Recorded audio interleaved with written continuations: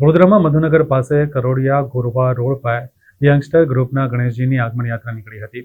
આ દરમિયાન અંદરોઅંદર ગેરસમજ ઊભી થવાના કારણે નાસભાગના દ્રશ્યો સર્જાયા હતા. જોકે પોલીસે બાજી સંભાળી લીધી હતી. વડોદરામાં ગણેશોત્સવની ઉજવણી રંગેચંગે કરવામાં આવી રહી છે. તેવામાં ગત રાત્રે મધુનગર પાસે કરોડિયા ગોરવા રોડ પર યંગસ્ટર ગ્રુપના ગણેશજીની આગમન યાત્રા સમયે કેટલાક તત્વોએ માહોલ બગાડવાનો પ્રયત્ન કરતા નાસભાગના દ્રશ્યો સર્જાયા હતા. જેના પગલે સ્થળ પર હાજર પોલીસ જવાનોએ બાજી સંભાળી હતી. આ મામલે પોલીસના ઉચ્ચ અધિકારીઓ પણ ઘટનાસ્થળે દોડી ગયા હતા.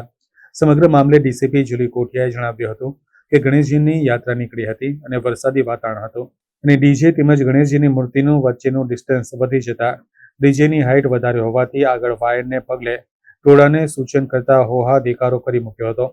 જેથી ગણેશજીની મૂર્તિ વધારે પાછળ રહી ગઈ હોવાથી લોકોને લાગ્યું કે પથ્થરમારો થયો છે, જેથી નાસભાગ મચી હતી. અંતે કેટલાક લોકો પોતાના ચપ્પલ રસ્તા પર જ મૂકીને પડતા ભાગ્યા હતા. આ સમયે પોલીસ સ્થળ પર હાજર હતી. ગોરવા અને જવાહરનગર પોલીસ મથકના પીઆઈ હાજર હતા. ચુસ્ત બંદોબસ્ત રાખવામાં આવ્યો હતો. કોઈ બનાવ બન્યો નથી, પરંતુ અફવા ઉડી હતી. હોહા દેકારો કર્યો હતો અને નાસભાગ સાથે રસ્તામાં પડેલા વાહનોને નુકસાન થયું હોવાનું ધ્યાને આવ્યું હતું.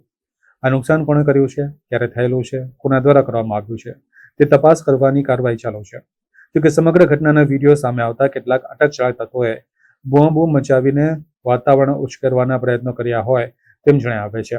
એક તબક્કે પથ્થરમારો પણ કર્યો હોવાનો વિડીયો વાયરલ થયો હતો. પોલીસે સત્વરે સ્થિતિ સંભાળી લેતા આગમન યાત્રા આગળ ધપાવવામાં આવી હતી. જ્યારે કેટલાક તોફાની તત્વોની ઓળખ કરીને તેઓની ધરપકડ કરવાના ચક્રો ગતિમાન કર્યા છે. ગોરવા પીઆઈ, જવાહરનગર પીઆઈ અને એમના માણસો પણ હાજર હતા. બંદોબસ્ત ચુસ્ત હતો. કંઈ બનાવ બનેલો નહીં, પણ ખોટી અફવા ઉડાડી અને હોહા દેકારા કરેલ છે એવું હાલ જાણવા મળેલ છે. અને આ નાસભાગની સાથે સાથે બે વાહનો જે રસ્તામાં પડેલા હતા એને નુકસાન થયેલું છે એવું ધ્યાને આવેલ છે. પણ કોણે કરેલું છે, ક્યારે થયેલું છે, કોના દ્વારા થયેલું છે, બધું તપાસ કરવાની કાર્યવાહી ચાલુ છે.